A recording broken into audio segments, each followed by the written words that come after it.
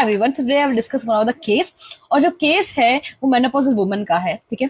वो केस में क्या था कि वो आए थे मेरे पास, उन्होंने बहुत सारी कंप्लेंट्स मुझे बताई कि उनको मेनोपॉज में प्रॉब्लम्स होती है and she was having problem of vertigo जो 2-3 साल से, और वो बहुत ज्यादा परेशान हो रहे हैं उसकी वजह से। Then she is having a complaint of skin disease, मतलब कुछ इचिंग वगैरह होता था बॉडी पे, एंड ऑल्सो बहुत सारे कंप्लेंट थे जैसे मूड स्विंग्स रहना और इरिटेशन वगैरह।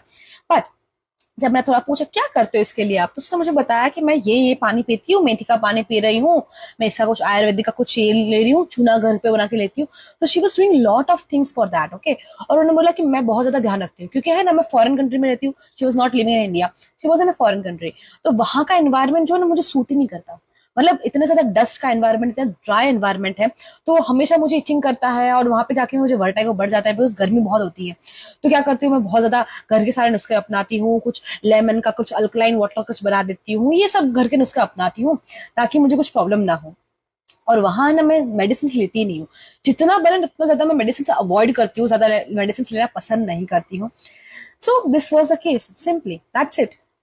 तो इसकी बेसिस पे क्या रूब्रिक्स बनते हैं? पहला, that is delusion injury being injured surrounding by his, मतलब उसके सराउंडिंग में इंजरी इतनी हो रही है, वेदर मुझे सपोर्ट नहीं कर रहा है, डस्ट सपोर्ट नहीं कर रहा है, सनलाइट बहुत ड्राइनेस है, ये मुझे इंजरी कर रहा है, मेरे सराउंडिंग में इंजरी हो रही है। दूसरा, जैसे उसने बताया कि मैं बहुत इंडिया में आके ध्यान दे रही हूँ, दैट इज कॉशियस, वो ध्यान दे रही है, अब इंडिया आके क्या कर रही है, मेडिसिन करवा रही है। तीसरा, वहां पे वो मेडिसिन नहीं लेती है क्योंकि एलोपैथिक मेडिसिन वो अवॉइड करती है, that is refuses to take medicine, ठीक है। और चौथा क्या लेंगे?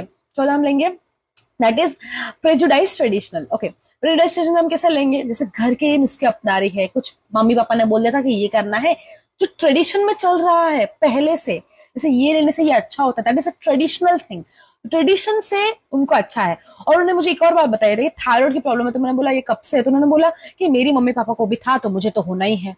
तो this is also traditional prejudice के ट्रेडिशन से वो पास ऑन हो रहा है। सो पेशेंट को ऐसा लगता है कि वो ट्रेडिशन से पास ऑन हो रहा है, ठीक है। तो on the basis of this Lexus was selected. और मैं बताऊं, 2 दिन में, सिर्फ 2 दिन में वर्टिगो वाज वैनिश्ड। मुझे खुद को लगा कि भाई इतनी ज्यादा सिमिलम चली गई कि इतना अच्छा रिजल्ट दे दिया। मतलब she was suffering from so long, और जब सिमिलम जाती है ना तो पेशेंट को इतना फटाफट से रिकवरी मिलती है, and that's the power of homeopathy. Homeopathy can treat fastest and the fastest way, and just I'm so blessed to be a homeopath, so I guess everyone is blessed, right?